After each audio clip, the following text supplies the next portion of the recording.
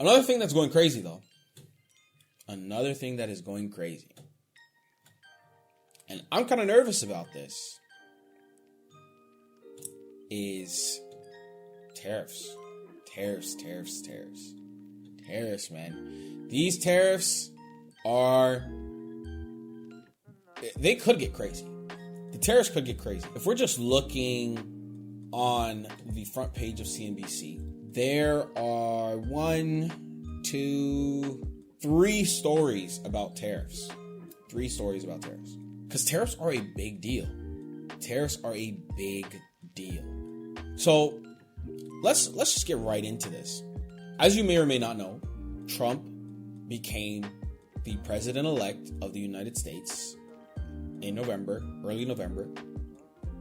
And he ran on a lot of campaign policies, but one of the main ones that he ran on was bringing manufacturing back to the United States. And his plan to do that was with tariffs. Now, Bloomberg and the Economic Club of Chicago, they pretty much did a Go Tanks. They collabed. They did a Go Tanks, and they teamed up and did an interview with Donald Trump. Now, listen to this clip. Listen to Donald Trump talk about tariffs and the way he views tariffs. Just listen to this. You're on course to push up debt up to 150% of GDP. This is a very business-like audience. Yeah. Why should they trust you with that? Because we're about growth. She's got no growth whatsoever, and we're all about growth. We're going to bring companies back to our country. You look at even today. Is that the K-pop group? Over, I see Twice? these empty, old, beautiful, like steel mills and factories that are empty and falling down. Some have been converted to senior citizens' homes, but that's not going to do the trick. And we're going to bring the companies back. We're going to lower taxes still further for companies that are going to make their product in the USA. We're going to protect those companies with strong tariffs, because I'm a believer in tariffs. I'm not sure that you are. I don't think you are, but I congratulate you on your career. But to me, the most beautiful word in the dictionary is tariff. And it's my favorite word. It needs a public relations. So that's how Trump feels about tariffs. What is a tariff? A tariff is essentially kind of a sanction thrown onto imports and exports, right? So, for instance, I'll talk about it later, but Trump, well, not Trump, because this actually happened when Biden was still in office. They put, I believe it was an 80% tariff on Chinese EV vehicles. So say an EV vehicle from China costed $10,000 MSRP, cost you $10,000 to buy. With this 80% tariff, now that car, instead of costing you $10,000, will cost you $18,000. Right? It's not because the car is being upgraded. It's not because there's new parts. It's not because you got a sports package.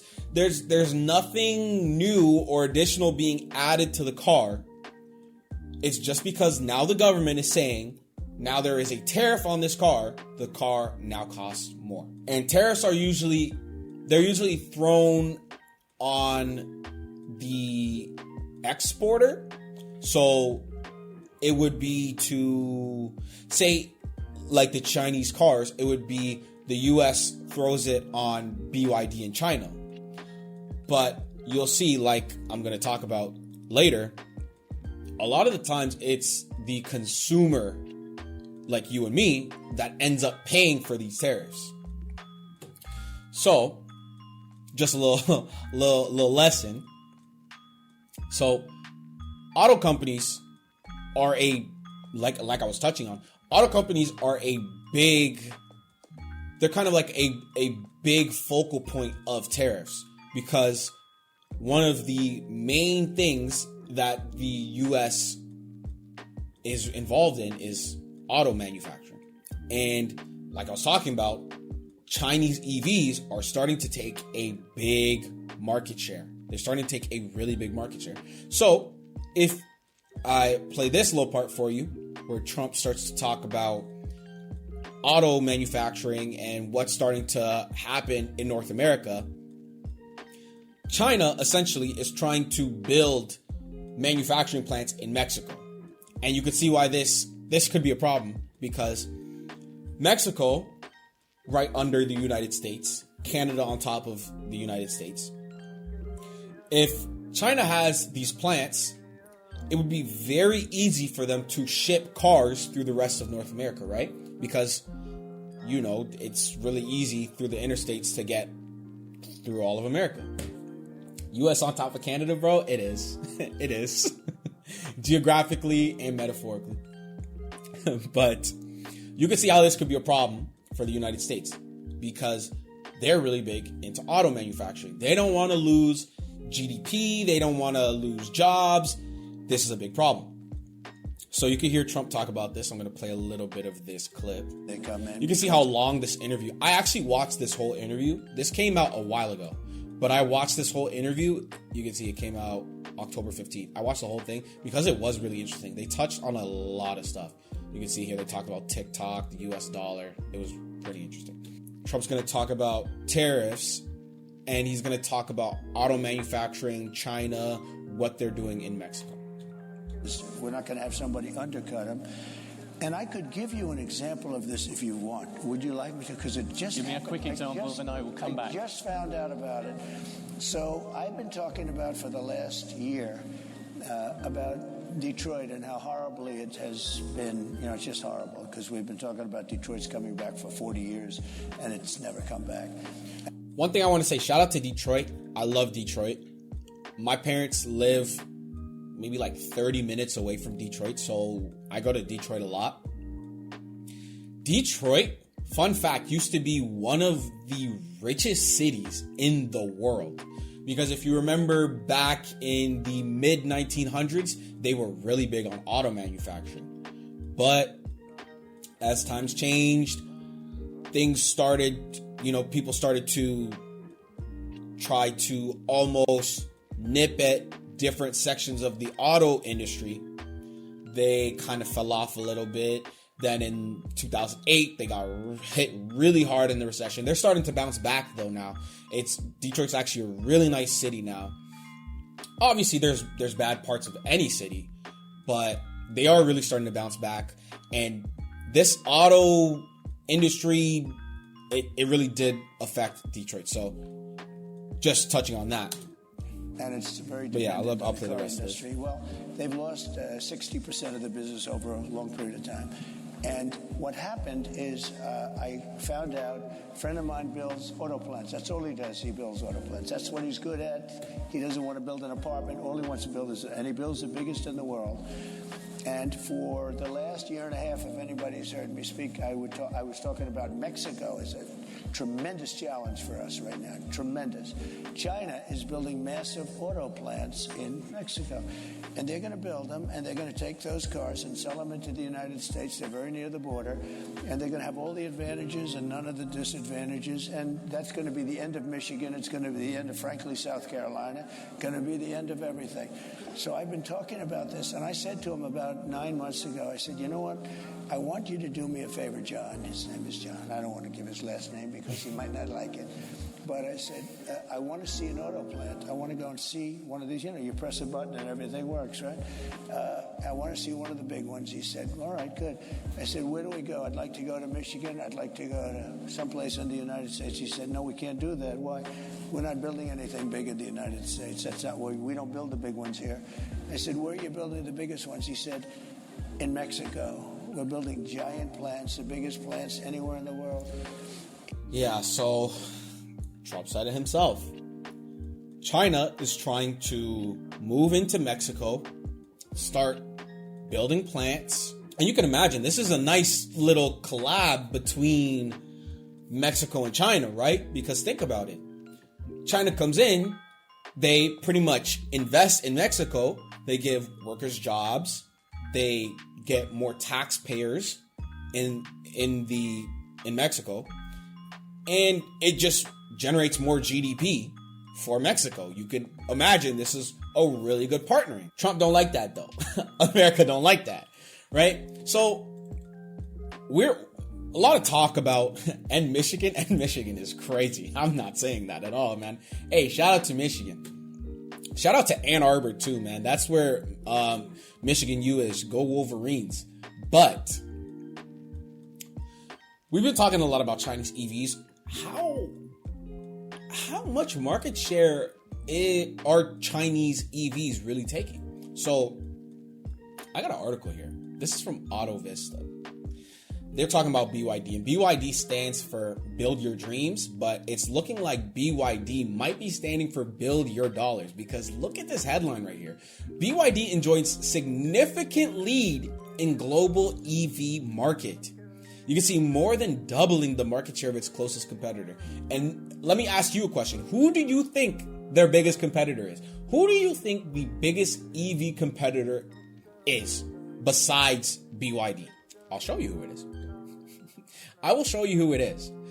BYD sold the most in August globally, so around the world. You could see in a far second, Tesla.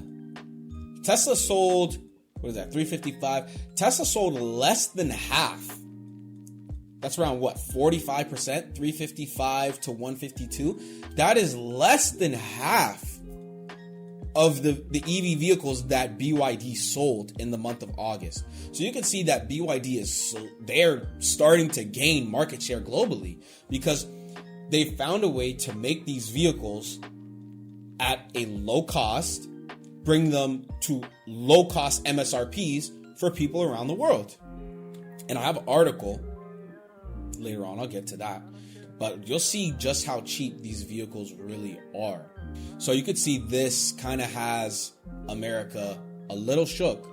Canada as well. Canada they threw some tariffs on the cars as well.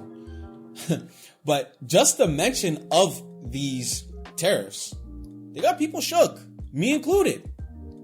And the Mexican president, Claudia Sheinbaum, because look at this headline. Mexican president claims no potential tariff war after U.S. call with Trump. So you can see here, I had to underline this or highlight it. She said the phone call was very kind, very kind, on the best behavior with Trump. That is insane. So they also talked about immigration and fentanyl, and essentially they're trying to hint at there will not be a potential tariff war between U.S. and Mexico. What is an EV? It's a car that runs off of a battery. Sounds crazy, but I mean, we're in 2024. Stranger things have happened. Stranger things have happened. So, yeah, they pretty much got on the phone not too long after Trump. You can see Trump became president, I believe it was November 8th. This was just like 2-3 weeks after he became president. So you can see calls are quickly starting to pile up. People are getting on the phone with Trump. They said, we don't want no smoke. We don't want the tariffs, because you just think about it. It's going to make prices on imports a lot more expensive. So they really talked about this. And another thing that these tariffs were trying to pretty much accomplish, with Trump's leading them, was Trump was really trying to curb fentanyl and drugs coming into America.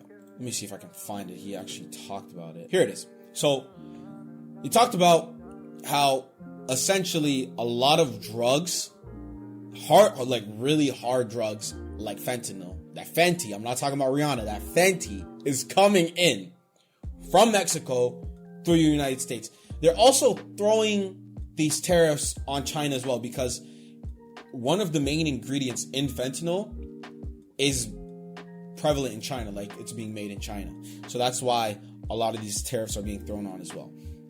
But you can see here, Biden's talking about it. He says, I hope he rethinks it.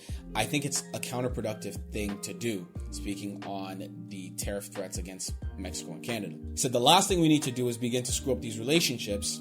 Trump said in a post on Truth Social. Truth Social is crazy. Truth Social is insane.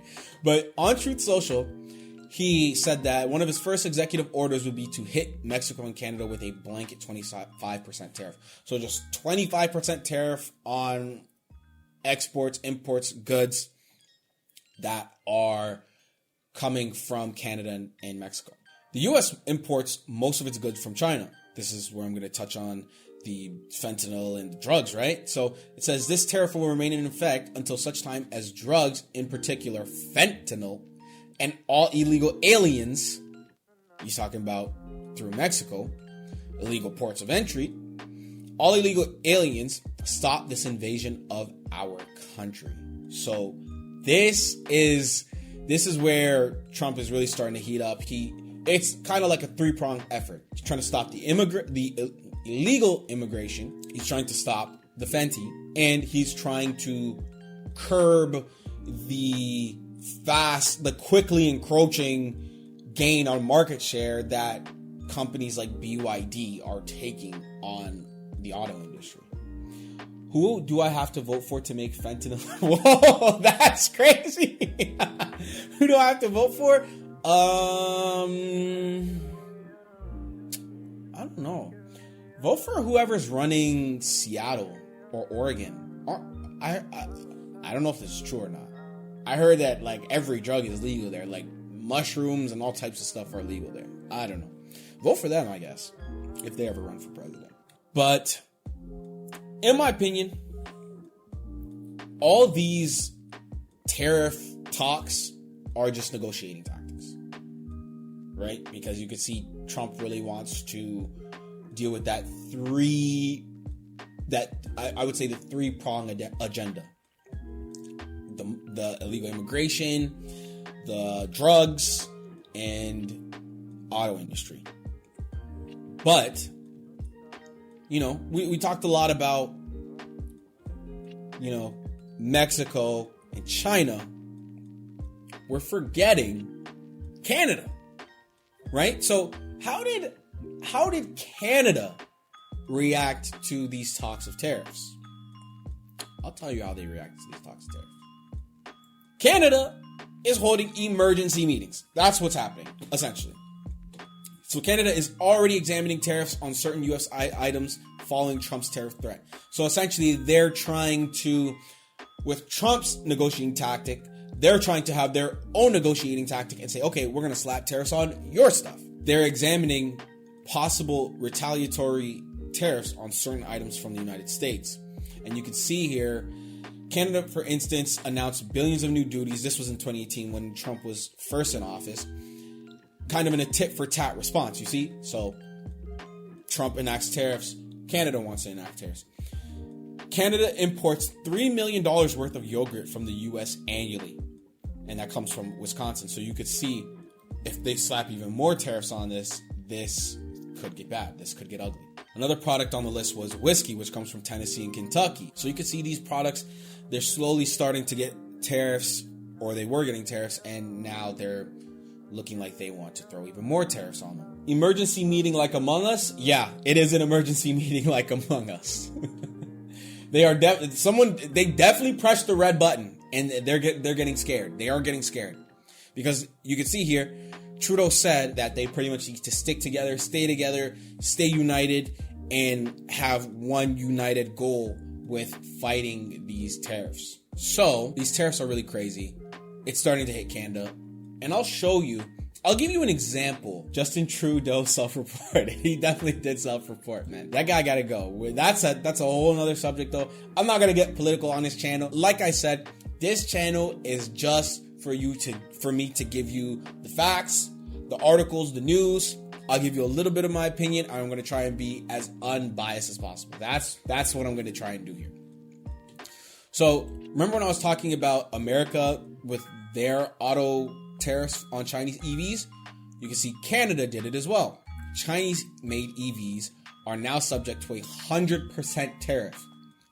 100% tariff. And let me explain to you what exactly that means. So 100% tariff on Chinese-made EVs and some hybrids, including cars, buses, trucks, and delivery vehicles.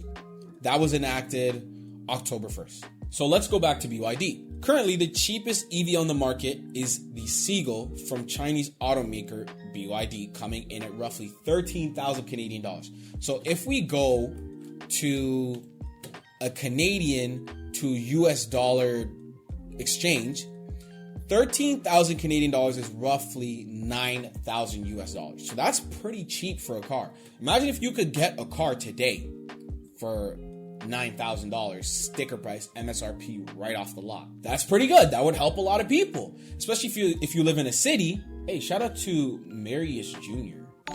Shout out to you for the follow. Appreciate it. Said, can I donate 100 subs?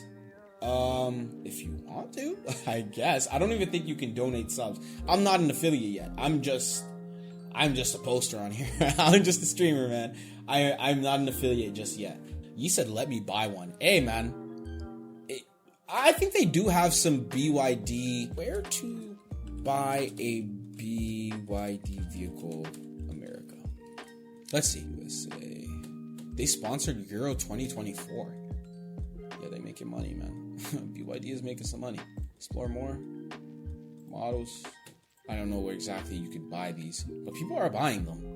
They're buying them because they're slapping tariffs on them, so people are obviously buying them. You can see these cars don't look too bad too. They look pretty nice. Imagine getting a car like this for like $14,000. Imagine these cars are $13,000. Let me pull up a calculator. We're gonna do some calculating right now. $13,000 for these cars. Now, with these tariffs, these cars are. Let's do after taxes. Actually, see what it is after taxes. Wait, guys, my cat's born. Shout out to your cat. After taxes, this vehicle is just under $14,700. You could see now with taxes, the price of this vehicle being doubled. It's just under almost $30,000. Not a new trim, not a new sports package, not any upgrades, just because the government now said they want 100% more on the MSRP. That's what the car is costing. And you could see this could be bad for the economy.